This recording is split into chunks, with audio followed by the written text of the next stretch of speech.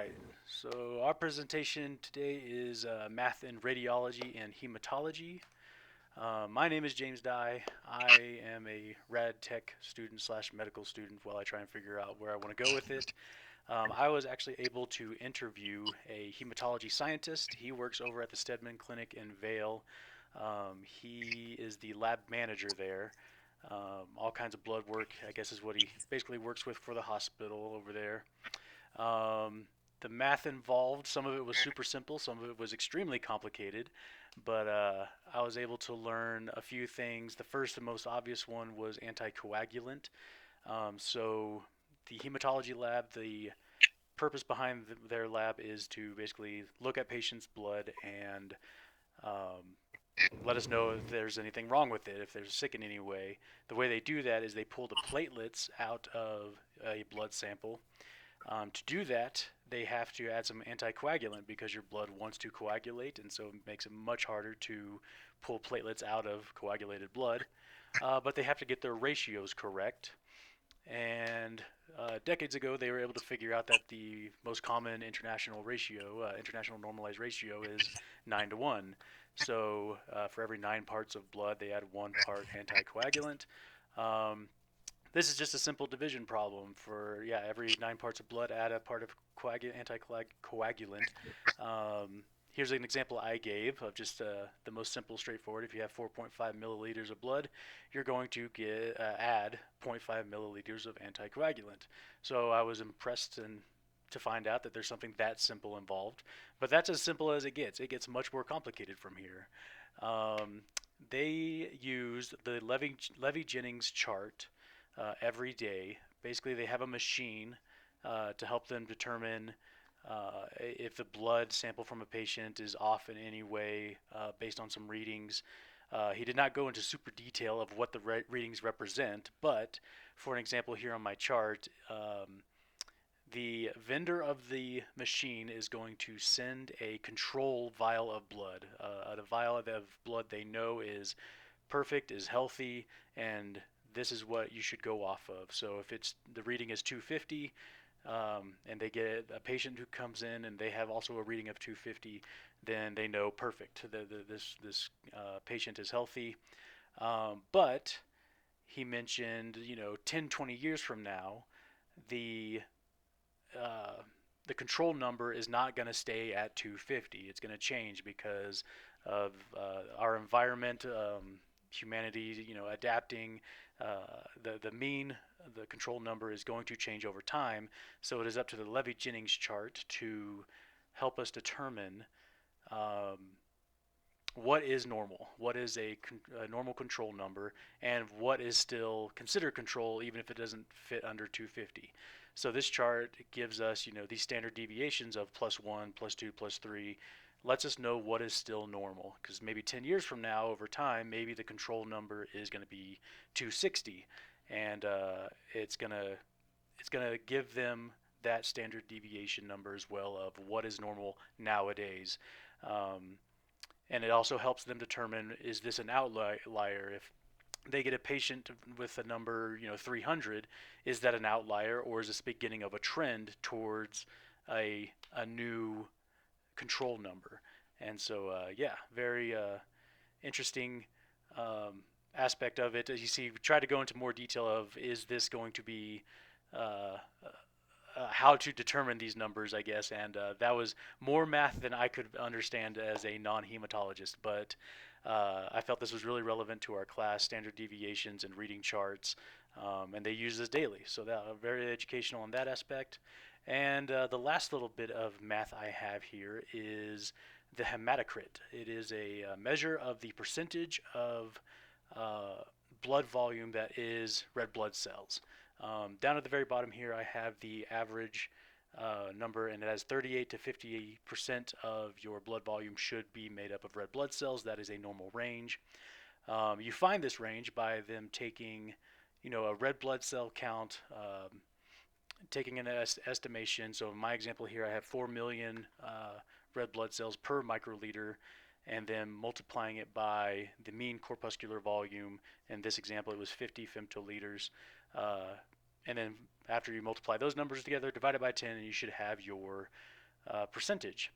So yeah, here's my example here: the 4 million times the 50. Again, because of the microliters, we can instead of going for the instead of multiplying it by 4 million, we can just multiply it by 4 here. By the 50 femtoliters gives us 200. Divided by 10, that gives us 20. So now our hematocrit is 20%. So we know that our red, in this example, red blood cells make up 20% of the volume of our sample, which in this example is extremely low.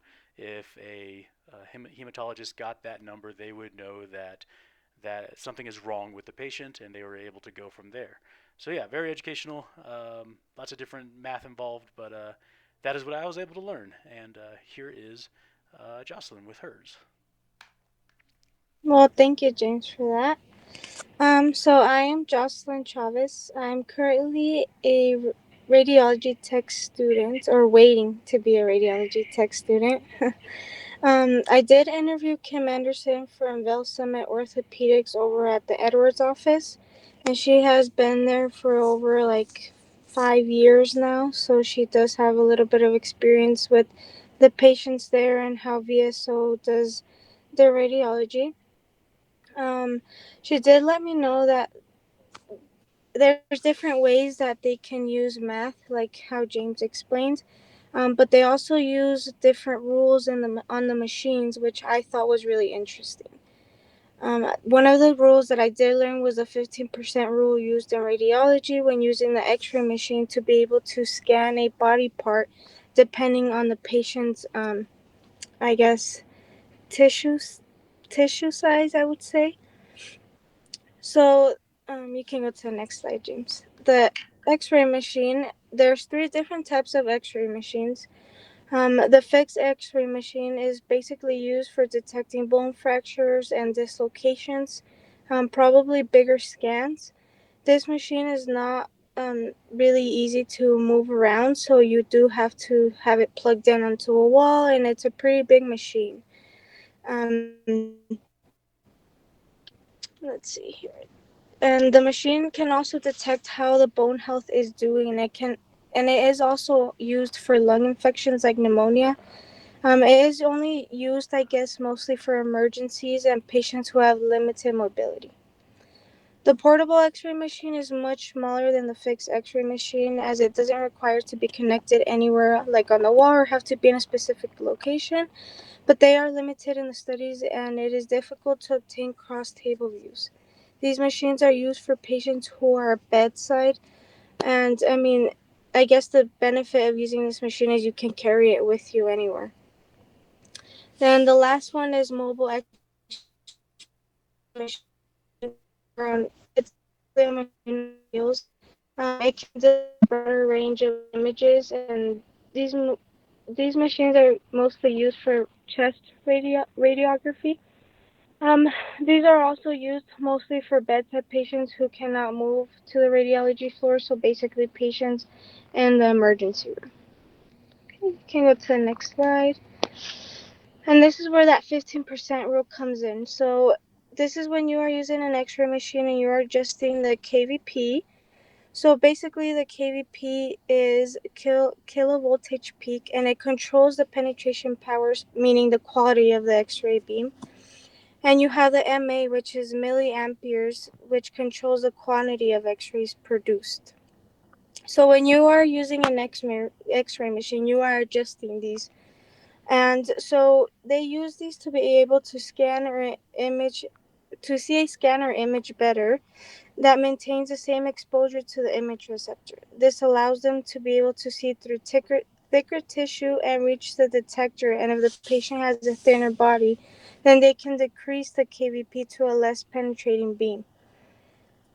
So, for example, if you change the kVp by 15%, you would change the MA by a factor of 2. So if you have a patient who has thicker tissue, you would increase the kVp by 15%, and the MA would be decreased to 50 when originally it would be at 100. If the patient has a thinner body, you would reduce the kVp by 15% and increase the MA to 200 when originally it is at 100. I think this is really important because number one, the radiologists do use this um, also to prevent of how much radiation is being used to the patient. And do think it's also pretty cool to see how they use a percentage and all this math in a machine just to be able to see like your fracture or what's going on in your body. But yeah, that's all I have for today. And that's it. Thank you for your time.